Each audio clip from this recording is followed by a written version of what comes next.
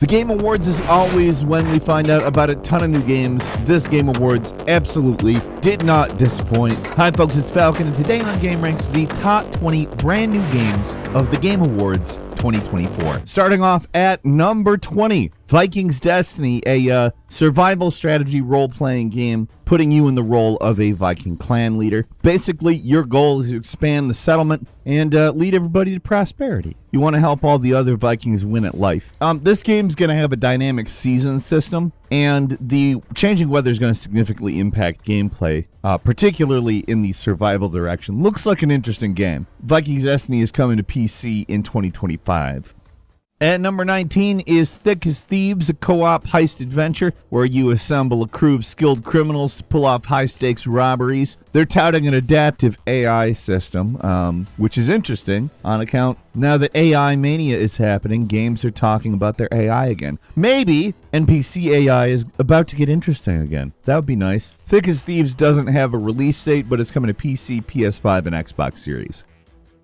And number 18 is Stage Fright, an atmospheric horror game. Interesting concept. You're a theater performer. No one more haunted than those. Actually, I'm joking. They're usually some of the least haunted souls in the world. But this particular one is haunted by mysterious ghosties during rehearsals. But I think the claim to fame here is the fact that the game is going to integrate real-time voice recognition. And it's not going to just extend to voice commands. You're going to have to sing. Horror games often force people to overcome their fears in certain ways. This is a new one. If you play this with other people in the house, how many people are going to play this game and be like, here I go again on my own, going down the only road I've ever known. I don't know. This is a cool concept. It doesn't have a release date, but it's coming to PC sometime in the future. And number 17 is Screamer, a racing game, which is touting itself as having chaotic tracks filled with hazards and shortcuts. Of course, the idea of a game called Screamer better be speed, and it apparently is. They're introducing something they're calling the Rage Boost mechanic, which rewards aggressive driving with temporary bursts of speed. Which, I mean, I get a Rage Boost when I am driving in real life. Typically doesn't mean that, but that sounds like a good mechanic. Screamer's coming to PC, PS5, and Xbox Series in 2026. And number 16 is Shadow Labyrinth, a dark fantasy RPG in which players will be exploring a sprawling labyrinth, allegedly uncovering the mysteries of a cursed realm. Oh, and it's a Pac-Man game, just so you know. It's kind of like a Pac-Man went Hollow Knight, I guess. The Amazon Secret Levels anthology episode based on Pac-Man is actually based on this game, which has been in development for 4 years. Looks completely insane, honestly, for a Pac-Man game. Also, just looks like a pretty decent Metroidvania, honestly. I like the style of the graphics. Shadow Labyrinth is coming to PC, PS5, Xbox Series, and Switch 2025. And number 15 is Dave the Diver in the Jungle, the highly anticipated sequel to the hit indie game. This time, Dave trades the ocean for a lush jungle river system. I mean, it's not going to be fundamentally a different game here, but I mean, there's a lot of different stuff about jungle rivers versus the ocean. Plus, it seems like there's going to be some tree climbing as well. So, in some ways, this may be a lot more varied of a game. Dave the Diver in the Jungle is coming to PC, the PlayStation, and Nintendo Switch sometime next year. And number 14 is Backfrost, The Long Dark 2, the highly anticipated sequel, of course. The underlying concept obviously isn't going to change a whole lot in Backfrost. It's post-apocalyptic, it's frozen. You're going to have to manage resources and navigate harsh conditions. Obviously, a big staple is the weather and ecosystems, but now you're going to be dealing with multi-region expeditions where you're going to have to survive across interconnected maps. There's also going to be co-op gameplay and an expanded crafting system. So it looks like it's meaningfully building on the original. Backfrost is coming exclusively to PC in 2026. And number 13 is Solasta 2, the sequel to the highly acclaimed tactical RPG. Solasta obviously not abandoning the adaptation of tabletop RPG mechanics anytime soon. What they're intending to do here is make it so that there's deeper character customization. They're throwing in some new classes. But probably what sets it apart is the overhauled dungeon creation tools, making it so that players can craft and share intricate story-driven adventures with the community, and obviously with tabletop roots, that's the way you want to go. That's what you want to develop as you make sequels to your successful RPGs. Solasta 2 is coming to PC sometime next year. And number 12 is Project Century, an action-adventure game coming to us from the creators of the Yakuza series. This one, however, is not set in the, well, I guess, semi-present day. It is set in 1915 Japan, and it gives us a grittier and more visceral version of the real-time Yakuza-type combat. I don't know, to me, it looks cool as hell. I like it. It looks like the intent is to explore the origins of Japanese organized crime during Japan's transition to modernity. We don't have a release date, but it is coming to PS5, Xbox Series, and PC. At number 11, there is a new Virtua Fighter project, which is kind of freaking crazy. Virtua Fighter's been dead for a long time for the most part, but then Sega is starting to realize that they literally own a mountain of gold in all of their various IPs. It's been over a decade, but it's just exciting to see that they're making a Virtua Fighter game with modern enhancements. This was a trailblazer as far as 3D fighting games go. It set the tone, the pace, everything. It was pretty much this and Tekken. Like, that's how big Virtua Fighter was. I'm excited to play a new Virtua Fighter game in 2025 when it's supposed to come out. We don't know what platforms.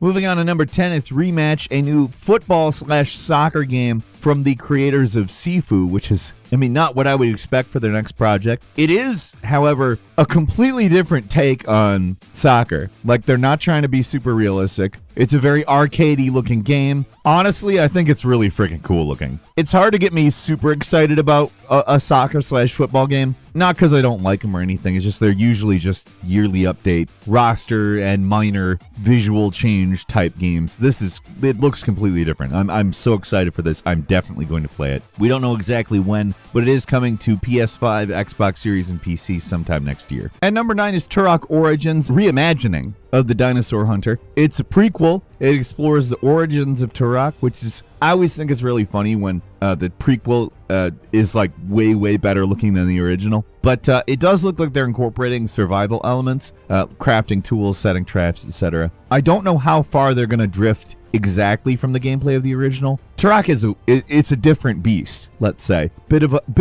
standout in more than one way. I'm interested to see how this one goes. It's coming to PC, PS5, and Xbox Series sometime. We don't have a release date. And number 8 is Ninja Gaiden Ragebound. Come on, man. We've been wanting Ninja Gaiden for a while. Now, Ragebound, of course, referring to the fact that they are leaning in to the high-speed combat. They are reimagining it, wanting to blend something classic with something modern. Obviously, that is sometimes a great idea and sometimes not the best. I'm guessing, based on this trailer, they know what they're doing. I like the idea. Ragebound is referring to the fact that you can build up rage through combat, which unlocks big ol' cinematic techniques and makes it look even that much more insane. Like, Ninja Gaiden is a traditionally pretty insane game. I'm excited. This is coming to PC, the PlayStations, Xbox Series, and Nintendo Switch later in 2025. And number 7 is Gen Design, a fairly mysterious project coming to us from the creators of Shadow of the Colossus and The Last Guardian. We don't know the name of the game. Gen Design's the name of the developer. At once, this trailer looks very familiar and completely unfamiliar. It shows an adventurer climbing up a robot and then blasting off with its head to escape some insane storm, and maybe does, but kind of doesn't. I don't know, it was really cool. That's all we know about it right now, but yes, absolutely, 100%. We don't have a release date or platforms or anything. We just have this trailer, and it's a good trailer. At least if you know what Shadow of the Colossus and Last Guardian are. I imagine if you didn't know what they are, you'd just be confused. But I think very familiar and yet very new looking. And number 6 is Dispatch, a narrative-driven game where you play as an emergency dispatcher. You make critical decisions that will either save or not save people's lives. It's an interesting-looking game. Definitely something different. Like, at once, it feels kind of like a Telltale game combined with a management sim of some kind, but doesn't really look like either of those things, visually speaking. I'm super interested in where this one goes. It's coming to PC sometime next year. And number 5 is Onimusha, Way of the Sword. I swear, it's basically like, we didn't have that great of a 2024, guys. Let's announce a bunch of stuff that you guys want for the next 2 years. Stay involved, guys. It's about to get good. I don't really know what to say about this other than it's going to be an Onimusha game with modern graphics and mechanics. It looks like they want some timing and technique type stuff real integrated here. So a little bit of Souls influence, but I have a feeling that it's going to be, Onimusha. Onimusha is a pretty distinct game. That's why everybody wants more of it, and they're going to get it in 2024. 2026 on PC, PS5, and Xbox Series. At number 4 is Split Fiction, a narrative-driven action-adventure game set in parallel dimensions where you're going to be alternating between two versions of the protagonist, each frankly with different abilities and story arcs. Still the same person, of course. The whole idea is this split reality thing that's going to involve interlocking dimensions where like puzzles and events take place across multiple dimensions and affect each other. I don't know, it looks interesting. Split Fiction is also the first game we're talking about today that has a release date. It's coming to PC, PlayStation 5, and Xbox Series March 6th, 2025. And number 3 is an Okami sequel. As if Onimusha and Ninja Gaiden weren't enough, we're getting a new freaking Okami game. A lot of information on this is under wraps. We just know it's coming at this point. But mythological storytelling, beautiful cel-shaded art, and intricate ways of interacting with the environment, wrapped up into a heartfelt and mystical story. I'm all here for it. How could you not want more of this? Well, maybe you never played the original. It was a while ago, but man, was it a good game. I'm excited for an Okami sequel, let me tell you.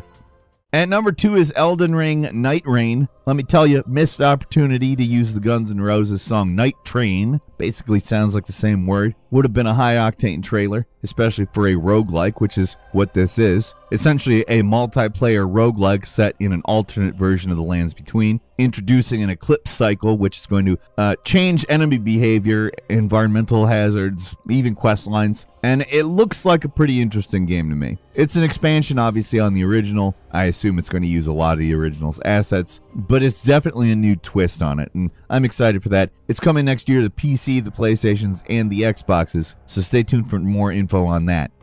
And finally, at number 1, a brand new game/IP from Naughty Dog, a new sci-fi RPG called Intergalactic: The Heretic Prophet. Sounds pretty awesome, honestly. There's a big old interstellar theocracy, not always a good thing. Often bad, often bad. You're going to set that right, though, or at least set it different, I guess. Sounds like a lot of moral ambiguity type stuff going on here. But you're a renegade prophet, and they're dropping you into this big player-driven narrative type thing. You are going to be the spark that lights the fire, so to speak. You're going to cause some rebellion, my man. It's a big old galactic oppressive institution that you fight against story. Let's go, right? It's Naughty Dog. We don't have any kind of a release date, but it is a PS5 exclusive. I'm excited for it. Can't wait to hear more. I have a few bonus games for you. Kiora, an exploration adventure game where you're exploring this hand-painted world, unraveling the mysteries of an ancient civilization. Looks heavy on environmental storytelling. Coming out to PC, don't have a date for that.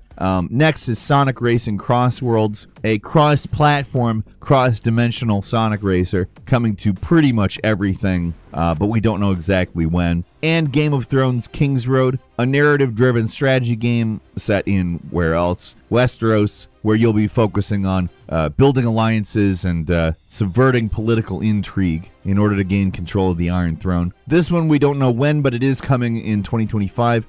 To what platforms, I am not sure. However, it does look pretty cool. I don't know. The Game Awards, definitely a stacked presentation. I think pretty awesome. Slate of new stuff on the way. What do you think, though? Leave us a comment. Let us know. If you like this video, click like. If you're not subscribed, now's a great time to do so. We upload brand new videos every day of the week. Best way to see them first is, of course, a subscription, so click subscribe. Don't forget to enable notifications, and as always, thank you very much for watching this video. I'm Falcon. You can follow me on Twitter and book me on Cameo at Falcon the Hero. We'll see you next time right here on Game Ranks.